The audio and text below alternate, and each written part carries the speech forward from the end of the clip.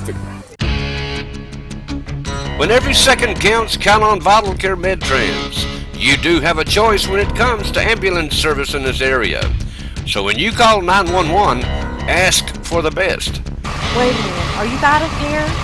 Yes, we are. Good. State-of-the-art equipment and a well-trained staff who stand ready to respond to your call. That's Vital Care MedTrans, when nothing but the best will do. We have some good news and we have some bad news. Our Cougars lost 28-0, but our Blue Devils won 36-16. Up first, our Cougars. We were down 14-0 at the half. Josh Lay ran most of the first half, and he ran, and that was about the only offense.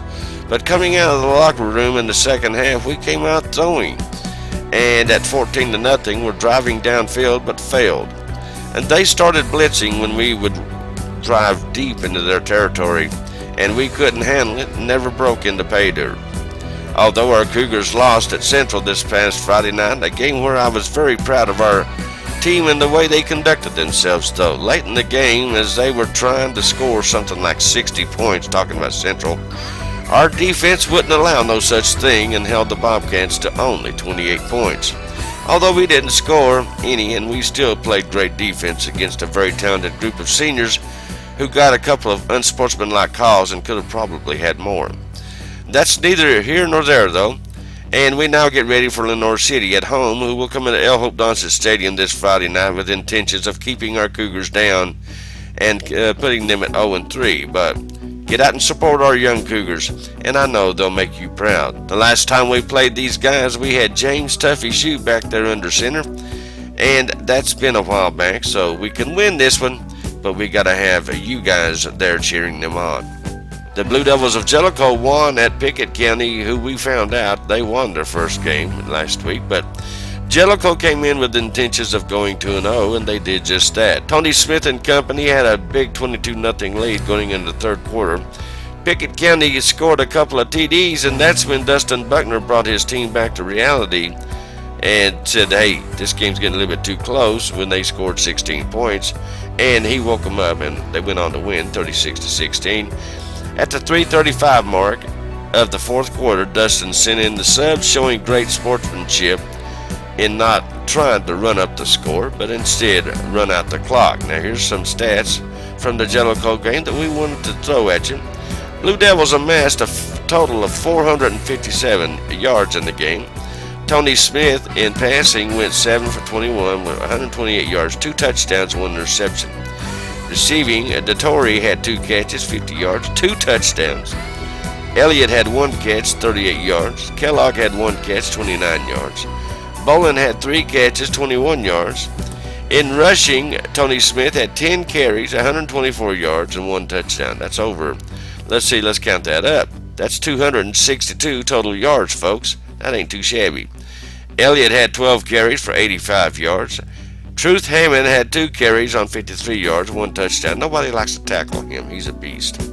Kellogg had 7 carries, 33 yards, and McCulley had 6 carries on 24 yards. So a well-balanced attack. And we have 2 fine football programs here in Campbell County. I'm very proud of the way both of them conduct themselves on the football field, whether they're winning or losing. Good job, gentlemen.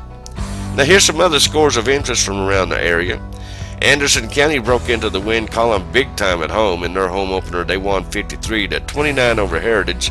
Bearden beat Powell 30-0. Christian Academy beat Knox Grace 48-7. Claiborne County beat Union County 54-0. Clinton came back and won 45-42 over Morristown East in a good ball game there.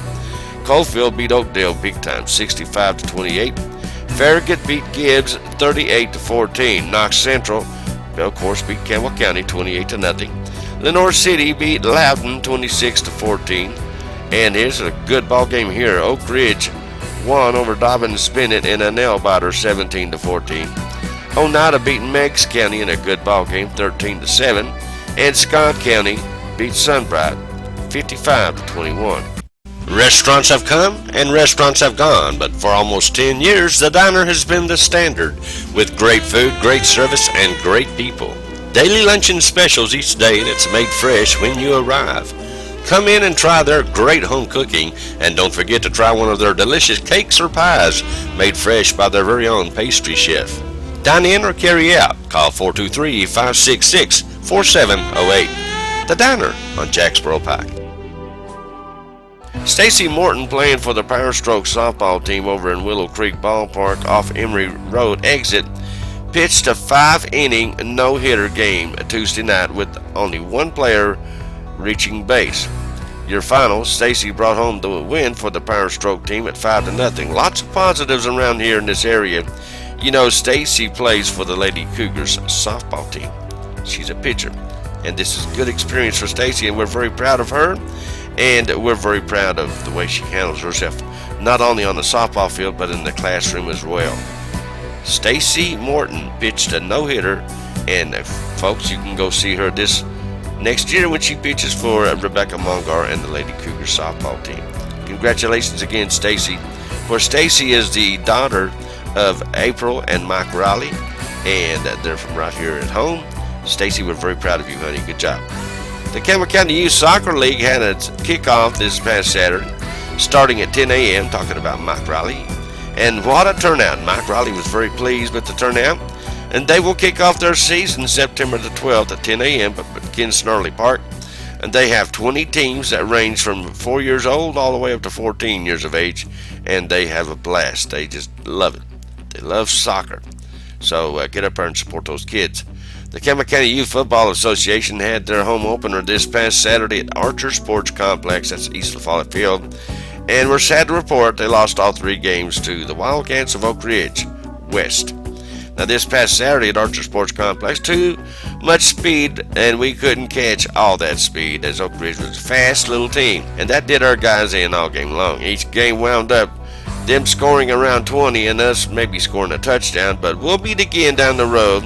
And people are saying these are the 2 teams that will meet in the playoffs, but, you know, you still got to play the games. In the meantime, next Saturday they will be at Clinton, and hopefully we can bring back 3 big wins down there. We're going to try to go down there with them. Alrighty, here's some things coming up this week. This is all I've got so far in the world of local sports. Monday, Doris and Les Steers have invited me up to Boston Elementary as they will scrimmage Jellicoe Elementary in a football game at 6 p.m. We're going to get up there. Tuesday, the Lady Cougars volleyball team open up at home. I will definitely be there as they take on Halls at 5 p.m.